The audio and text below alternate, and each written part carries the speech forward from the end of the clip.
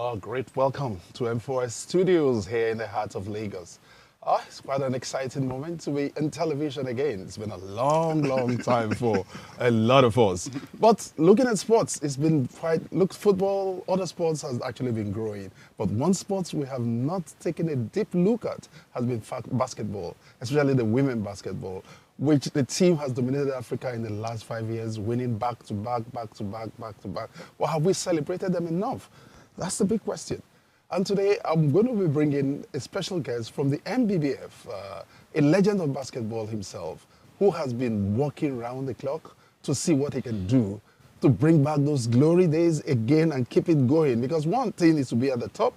Can you sustain it? That's the big question. But let me welcome Ugo Edezue in the studio. Ugo, thank you very much. Thank you very much. Good to have you. Thank you. Ugo himself is a legend of basketball, played the game. He's a top administrator now and with the MBBF. Please, can you just, in a nutshell, capture what has been happening with the ladies? So our D-Tigress, our beautiful special D-Tigress have been African champions 5 times in a row, back to back, been voted the best team in Nigeria the past 2 years. You know, these women have been so resilient, so steadfast and so disciplined, and have brought basketball back to Nigeria. And I think it's, you know, we're trying to finally get them home to come and play. And I think it's time to celebrate them. You know, I don't think we put too much emphasis on women's sports in Nigeria. Well, I don't know. But again, if you look at the female basketball, look at the deliverables on television, the eyeballs that follow them, the participation in Africa and what have you. And then, of course, the coach. In other sports, we have foreigners as coaches. Well, here, we have Wakama, the lady, the beautiful Wakama, lady, yeah, who's done so well and been voted the best at the Olympics. Right. I mean, that's amazing. I know, but these celebrations come from the best at the Olympics. Rina is actually now a WNBA associate head coach. So, and most of these girls come from across Nigeria and are so successful overseas, and they have a huge diaspora following. But we haven't done enough to celebrate them in Nigeria. We've been trying to anchor sponsors and trying to get corporates to be part of what they're doing, to understand, you know, but it's kind of hard for people to get the visualization of the accomplishments of these women. So we're trying to connect them with Nigerians and the corporate bodies to sponsor these women, to give them, because they're going again for the 6 titles, 6 in a row. So they need all the support they can get. That's amazing. But of course, that's why M4S is here today, to at least bring it to the limelight, let Nigerians have a feel of some of these girls. But tell us about the Abuja event, the one you're trying to put together, and do you have partners or sponsors to that event? We have a few partners and sponsors. Thank you to Emperor Insurance, Bullet Energy, With Wonders, Alpha Sports. There are some people that have come around us and tried to make this important. For us, I think calling it a homecoming event is the first time in 5 years the team is going to play in Nigeria. And I think for us, it's important to showcase, you know, not just the basketball, you know, the whole lifestyle around these women. You know, these are very beautiful, strong, intelligent, hardworking women that have done our nation proud. And I think it's good for us to bring them home so people can actually understand and watch them in action in Nigeria. They're playing against Togo and Kenya in preparation for the Afro Baskets. And I think it will be a great opportunity for potential partners to get involved. They're playing at the Mo Arena on the 17th of this month. And it's going to be a whole weekend of activities, and it's going to be so interesting. So I think it will be a good time for Nigerians to come around and sponsor and support and cheer these ladies on as they go for the 6th. No team in Africa has done it. 6th time in a row. You're talking about 6th time, but I must tell you, one of the things that has not happened is about bringing these girls straight to the living rooms of Nigerians. And that is what we're doing in M4S. We're going to be showcasing, hopefully, if we have an agreement with the MBBF, to see if we can bring this to the limelight. Let Nigerians feel the pulse of these girls and get to know them. Because if you don't connect with people, They don't know you. Exactly. And then sponsors don't. It's all about emotions. Exactly. Yeah. So, but this is the most exciting basketball you ever seen. The tenacity, they don't call them D-Tigress for nothing. Even their head coach, Trina Wakama, has done a great job. And she's only 31 when she became the head coach, and she's from Rivers State. And she has been amazing and been supportive and run a very strong, disciplined team. And this team embodies Nigeria, resilience, all the hard times they've been through to become the best in Africa. We know they carry last now, so I think it's the best team you ever seen play in Nigeria. That's fine. In as much as everybody takes credit, we must also point out that Musa Kida has also done well over the last couple of years, managing basketball in spite of the harsh economic conditions. But let's look ahead. You're going for the championship again, and you hope we'll win for the 6th time straight up. Are you sure? I can see some African countries already hiring coaches from Nigeria. So what does that tell you?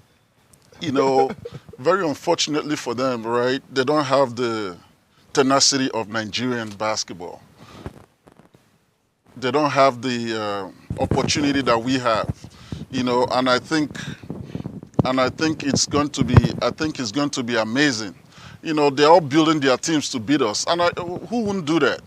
We've won, we're getting to a decade of dominance, So I think they have to do what they have to do. But unfortunately, this team is built to last for another 5 years. And, like you said, our president, Musa Kida, and everybody around him has been working hard to make this sustainable. So we need all the support we can get to make this work. All right. Of course, this Africa, because it reminds me of the Nigerian Falcons. They won all the matches, all the tournaments in Africa. But when it gets to the world stage, they falter. What are we planning? What are we doing to just break the iceberg and move to the next stage and compete favorably globally? We're a global team. The Tigers is ranked number 10 in the world. Yeah. I don't think, last time we beat Canada, who was the top 3 team. We've played Team USA. So I think we almost at the cups of taking it to the next level of being the number 1 team in the world. And I think the way we're working towards it, that's where we're going to. And this team we have now, you're going to see, is the best team we ever had with the D-Tigress. It's bringing back the old and the new. And there's no team that's going to be as good as the one we're putting together now. I like your optimism, but again, when you say we're world beater now, what are the things we need to tighten up? Where the screws are we supposed to? We just need a lot of support, it takes a lot of effort, time and money to put a team like this together because everybody is global, and trying to get them on the global stage, you have to have that kind of support that the teams and the global stage give their teams too.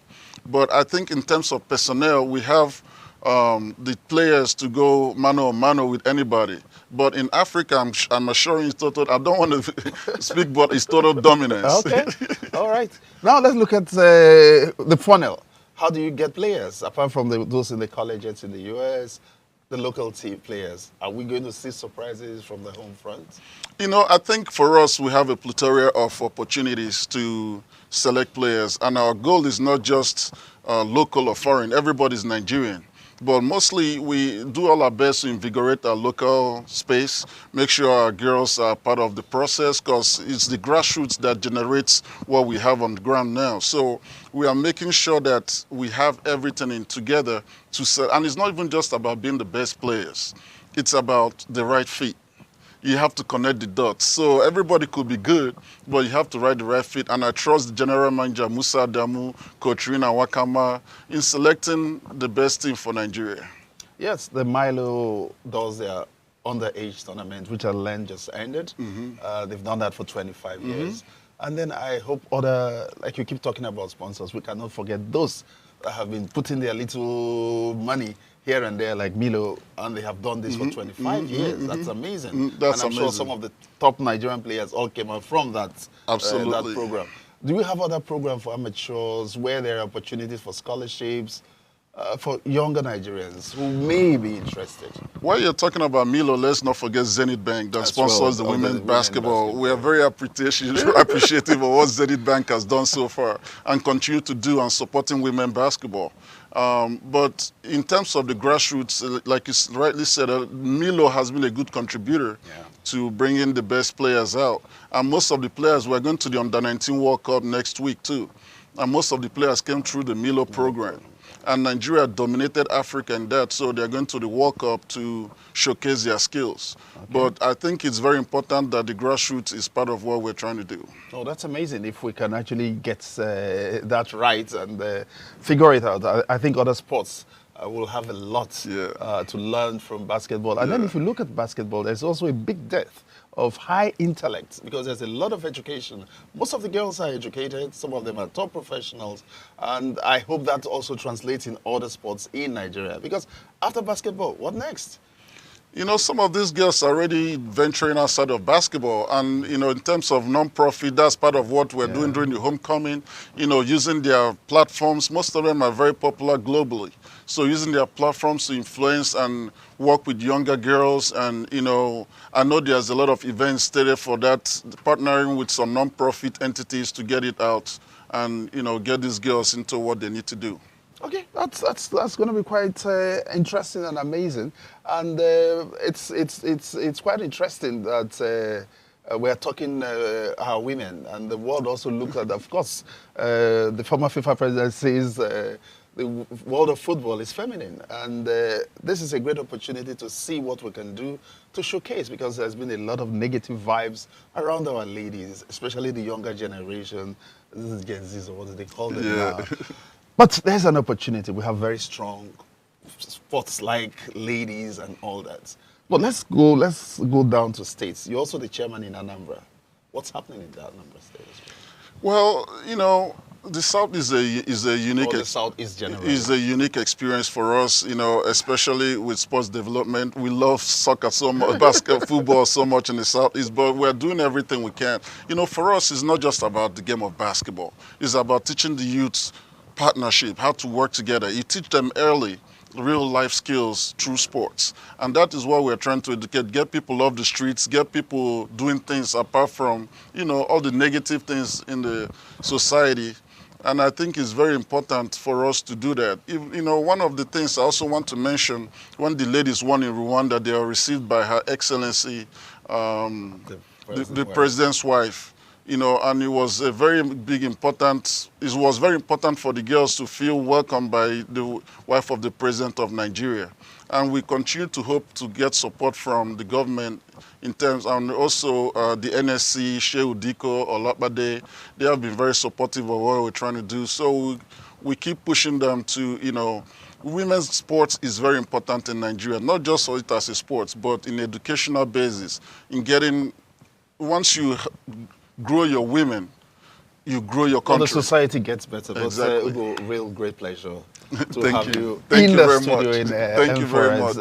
It's actually been an amazing talk with Ugo, a legend of basketball, and hopefully we'll see how we can grow the female game, basketball itself. And of course, you must stay tuned here at M4S Studios, where we'll be bringing you the deepest and the best moments in sports. My name again is Felix Awogu. Cheers and God bless you.